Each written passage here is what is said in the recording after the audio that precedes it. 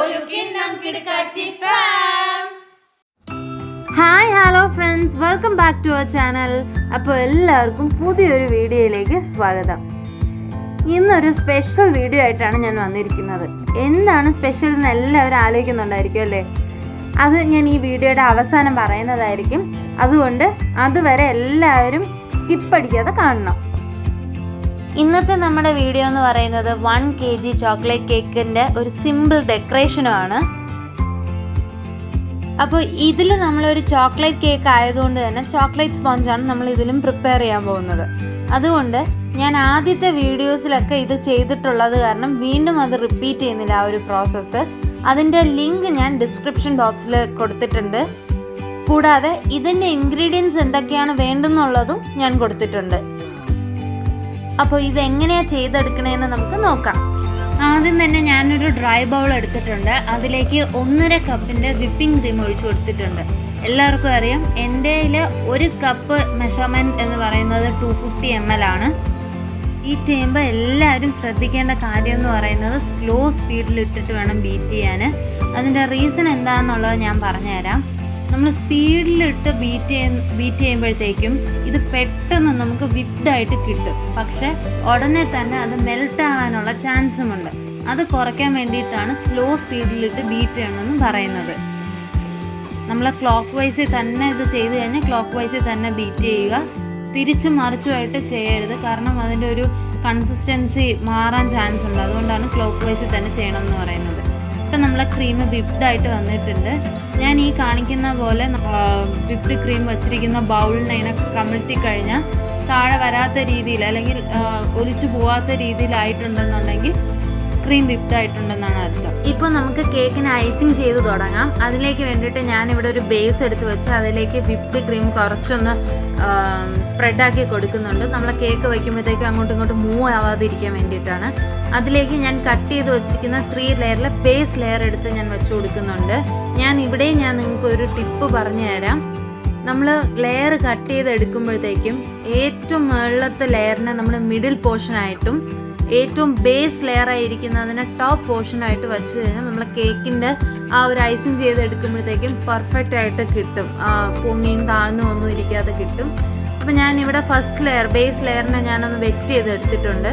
ഇവിടെയും പഴയ വീഡിയോസിൽ ഞാൻ പറഞ്ഞിട്ടുള്ളതുപോലെ തന്നെ ഞാൻ ഷുഗർ സിറപ്പിനെ എടുത്തിട്ട് അതിലേക്ക് ഞാൻ കുറച്ച് സ്ട്രോബെറി ക്രഷും കൂടെ ഒഴിച്ചു കൊടുത്തിട്ടുണ്ട്. നല്ലൊരു ടേസ്റ്റ് ആയിരിക്കും ചോക്ലേറ്റ് സ്പോഞ്ചിൽ നമ്മളൊരു സ്ട്രോബെറി ടേസ്റ്റ് കിട്ടുന്നുണ്ടെങ്കിൽ.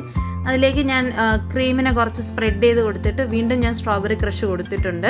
അതുപോലെ തന്നെ നിങ്ങൾക്ക് വേണമെങ്കിൽ അവിടെ ചോക്ലേറ്റ് സിറപ്പും ഒഴിക്കാവുന്നതാണ്. നമ്മൾ ചോക്ലേറ്റ് ഗനാഷ് ഇല്ലേ, അതൊക്കെ നമുക്കൊന്ന് ഒഴിച്ചു കൊടുക്കാവുന്നതാണ്. വീണ്ടും ഞാൻ സെക്കൻഡ് ലെയർ വെച്ച് കൊടുത്ത് വിപ്ഡ് ക്രീം സ്പ്രെഡ് ചെയ്ത് കൊടുക്കുന്നുണ്ട്.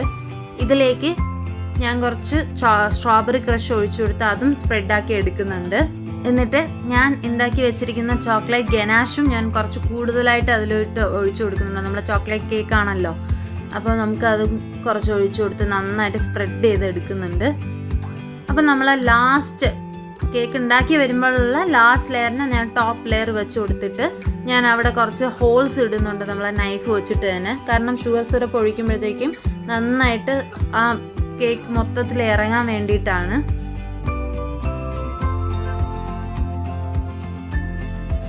എന്നിട്ട് ഞാൻ ആ സ്പാച്ചുല വച്ചിട്ട് ഒന്നൊന്ന് കൂടുതൽ പ്രസ് ചെയ്യേണ്ട, നമ്മളൊരു ചെറിയ എഫേർട്ട് ഇട്ടിട്ട് ഒന്ന് സ്പ്രെഡ് ചെയ്ത് കൊടുക്കുമ്പോഴത്തേക്കും ആ ഒരു അകത്ത് വെച്ചിരിക്കുന്ന വിപ്ഡ് ക്രീം എല്ലാ ലെയറിലും നല്ല ഒരു പ്ലെയിൻ ആയിട്ട് നമുക്ക് കിട്ടും. അതിന് വേണ്ടിയിട്ടാണ്, ഓപ്ഷണലാണ്. അത് കഴിഞ്ഞ് ഞാനിപ്പോൾ ബാക്കി കുറച്ച് വിപ്ഡ് ക്രീമിനെ 2ആയിട്ട് ഭാഗിച്ച് അതിന് ഞാനൊന്ന് ക്രം കോട്ട് ചെയ്തും കൂടെ എടുക്കുന്നുണ്ട്. ഞാൻ ഈ കാണിക്കുന്ന രീതിയിൽ ഒരു സെമി ഫോമായിട്ട് നമ്മളൊന്ന് ക്രീമിനെ എല്ലായിടത്തും സ്പ്രെഡ് ചെയ്ത് എടുക്കുന്നതിനെയാണ് ക്രം കോട്ടിംഗ് എന്ന് പറയുന്നത്. അപ്പോൾ നമ്മൾ കേക്ക് ഏകദേശം ക്രം കോട്ട് ചെയ്ത് വെച്ചിട്ടുണ്ട്. ഇനി ഞാനത് 10 മിനിറ്റ് നേരത്തേക്ക് ഫ്രീസറിൽ വയ്ക്കുന്നുണ്ട്. ആ നേരം കൊണ്ട് നമുക്ക് ബാക്കിയിരിക്കുന്ന വിപ്ഡ് ക്രീമിൽ കുറച്ചൊരു 4 to 5 ഡ്രോപ്സ് ബ്ലൂ കളർ ഒഴിച്ചു കൊടുത്ത് അത് നന്നായിട്ടൊന്ന് ബീറ്റ് ചെയ്തെടുക്കുമ്പോഴത്തേക്ക് നമ്മളെ ക്രീമിൻ്റെ കളർ വേറെയാവും. അതിന് ഞാൻ നമ്മൾ ഫ്രീസറിൽ വെച്ചിരിക്കുന്ന ക്രം കോട്ട് ചെയ്ത് വെച്ചിരിക്കുന്നതിനെ ഞാൻ വെളിയിലെടുക്കുമ്പോഴത്തേക്ക് നമുക്ക് ആ ഒരു കേക്ക് സെറ്റായിട്ട് കിട്ടും. അപ്പോൾ വീണ്ടും നമ്മൾ ഈ ബ്ലൂ കളർ വിപ്ഡ് ക്രീം വെച്ച് കൊടുക്കുമ്പോഴത്തേക്കും അങ്ങും ഇങ്ങുമായിട്ടൊന്ന് നമുക്കൊന്ന് അത് സ്പ്ലിറ്റായി പോകത്തില്ല. അതിന് വേണ്ടിയിട്ടാണ് നമ്മളൊന്ന് ഫ്രിഡ്ജിൽ വയ്ക്കണം എന്ന് പറയുന്നത്. ഇനിയിപ്പോൾ നമ്മളെ ലാസ്റ്റ് സ്റ്റേജാണ്. ഞാൻ ഉണ്ടാക്കി വെച്ചിരിക്കുന്ന ബാക്കി ഗനാഷിന് കുറച്ചൊന്ന് മെൽറ്റ് ചെയ്തെടുക്കും. കാരണം വച്ചേക്കുമ്പോഴത്തേക്കും അത് കട്ടിയാവും. അതുകൊണ്ട് ഞാൻ അതിനെ ഒന്നും കൂടെ ഒന്ന് ഡബിൾ ബോയിൽ മെത്തേഡിൽ മെൽറ്റ് ചെയ്തെടുത്തതിന് ശേഷം ഞാൻ ഇതിൻ്റെ മുകളിൽ മൊത്തത്തിലൊന്ന് സ്പ്രെഡ് ചെയ്ത് ഒരു ഡ്രിപ്പ് ഡിസൈനാണ് ഞാൻ ഇതിൽ കൊടുത്തിരിക്കുന്നത്.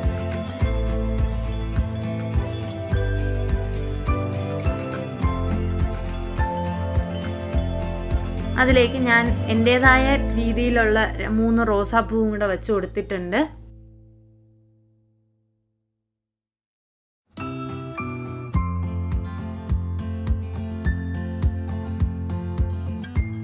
കൂടെ ഞാൻ എഡിബിൾ ആയിട്ടുള്ള ഗോൾഡൻ ബോൾസും കൂടെ ഇട്ട് കൊടുക്കുന്നുണ്ട്. നമ്മുടെ കലയാണ് കേട്ടോ. നമുക്ക് എങ്ങനെയാണോ ആ ഒരു ഡെക്കറേഷൻ നമ്മൾ മനസ്സിലുള്ളത് ആ രീതിക്ക് കൊടുക്കും. നിങ്ങൾക്ക് ഓപ്ഷണലാണ്, എങ്ങനെ വേണമെന്ന് വെച്ചാൽ നിങ്ങൾക്ക് അതുപോലെ ചെയ്യാം. അപ്പോൾ സിമ്പിളായിട്ട് ഡെക്കറേറ്റ് ചെയ്ത് നമ്മളെ കിടുക്കാച്ചി ചോക്ലേറ്റ് കേക്ക് ഇവിടെ റെഡി ആയിട്ടുണ്ട്. ഇതൊരു സ്പെഷ്യൽ വീഡിയോ ആണെന്ന് ഞാൻ ഇതിൻ്റെ ബിഗിനിങ്ങിൽ പറഞ്ഞിട്ടുണ്ടായിരുന്നു. അതെന്താണെന്ന് അറിയാൻ എല്ലാവർക്കും ആകാംക്ഷ ഉണ്ടായിരിക്കുമല്ലോ അല്ലേ? എൻ്റെ കഴിഞ്ഞ ചോക്ലേറ്റ് കേക്കിൻ്റെ വീഡിയോ കണ്ടിട്ട് എൻ്റെ ഒരു ഫ്രണ്ട് ആവശ്യപ്പെട്ടതനുസരിച്ച് അവൾക്ക് വേണ്ടി ചെയ്ത കേക്കാണ് ഇത്.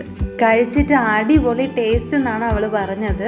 അത് കേട്ടപ്പോൾ എനിക്ക് ഒത്തിരി സന്തോഷമായി. അപ്പോൾ എന്തായാലും എല്ലാവരും ഇതൊന്ന് ട്രൈ ചെയ്ത് നോക്കണം. ട്രൈ ചെയ്തതിന് ശേഷം നിങ്ങളുടെ ഫീഡ്ബാക്ക് എൻ്റെ കമൻറ്റ് ബോക്സിൽ മെൻഷൻ ചെയ്യണം. ഈ കമൻറ്റുകളെല്ലാം ഞാനൊരു പ്രചോദനമായി കണ്ട് പുതിയ കുറേ പരീക്ഷണങ്ങളുമായിട്ട് വരുന്നത് വരേക്കും സ്റ്റേ ട്യൂൺ. ബൈ. ഈ വീഡിയോ കണ്ടുകൊണ്ടിരിക്കുന്നവരിൽ ഇനിയും ചാനൽ സബ്സ്ക്രൈബ് ചെയ്യാത്തവരുണ്ടെങ്കിൽ സബ്സ്ക്രൈബ് ചെയ്യുക, ലൈക്ക് ചെയ്യുക, ഷെയർ ചെയ്യുക. കൂടെ ബെൽ ഐക്കൺ